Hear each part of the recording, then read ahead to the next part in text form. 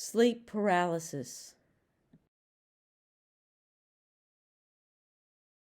Sleep paralysis is a temporary loss of muscle function while you're sleeping.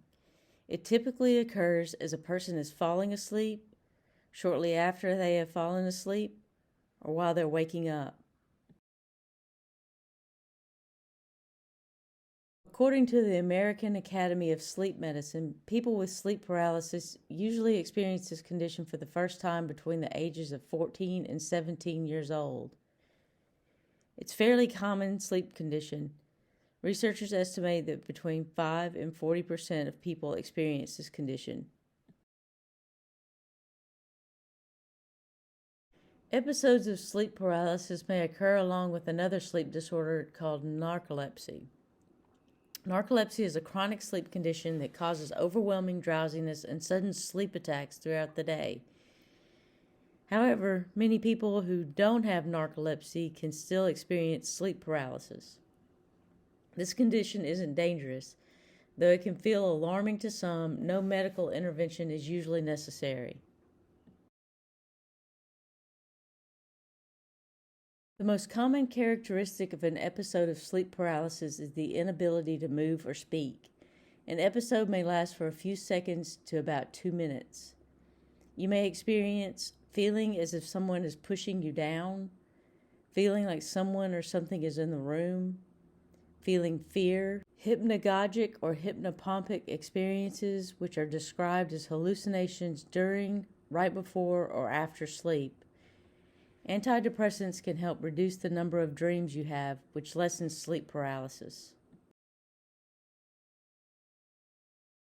Other symptoms may include difficulty breathing, feeling as if you're going to die, sweating, muscle aches, headaches, and paranoia. Episodes typically end on their own or when another person touches or moves you.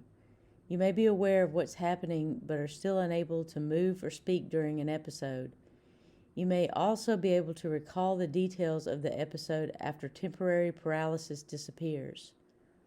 In rare cases, some people experience dreamlike hallucinations that may cause fear or anxiety, but these hallucinations are harmless. Children and adults of all ages can experience sleep paralysis. However, certain groups are at a higher risk than others.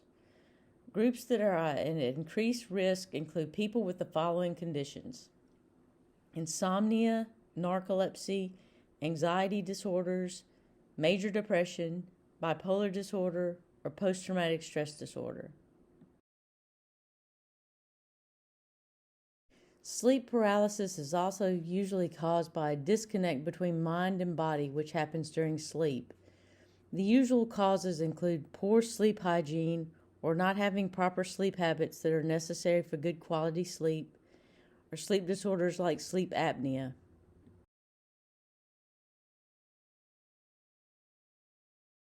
Having a disrupted sleep schedule has also been linked to sleep paralysis. Examples where your sleep schedule can be disrupted include working night shifts or being jet lagged. Sleeping on your back may increase your chances of an episode. Lack of sleep may also increase the risk of sleep paralysis.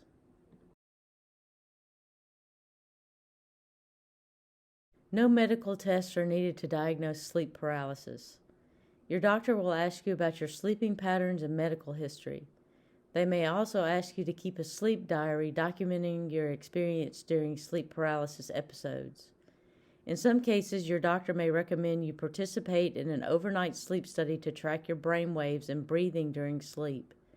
This is usually only recommended if sleep paralysis is causing you to lose sleep.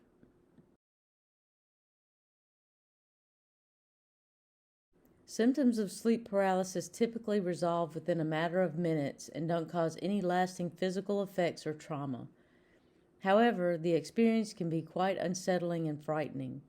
Sleep paralysis that occurs in isolation doesn't typically require treatment, but those who have signs of narcolepsy should consult a doctor. This is especially important if symptoms interfere with work or home life.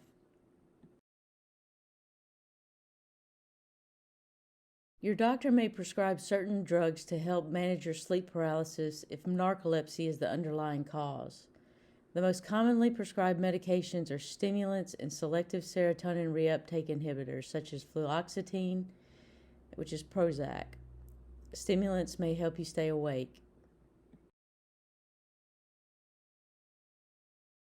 You can minimize symptoms or the frequency of episodes with a few simple lifestyle changes, such as reduce stress in your life, exercise regularly but not close to bedtime, get sufficient rest, maintain a regular sleep schedule, keep track of medications you take for any conditions, and know the side effects and interactions of your different medications so you can avoid potential side effects, including sleep paralysis.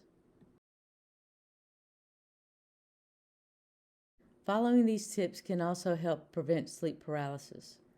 Therapy, trauma counseling, yoga and breathing exercises to reclaim a sense of agency over your body.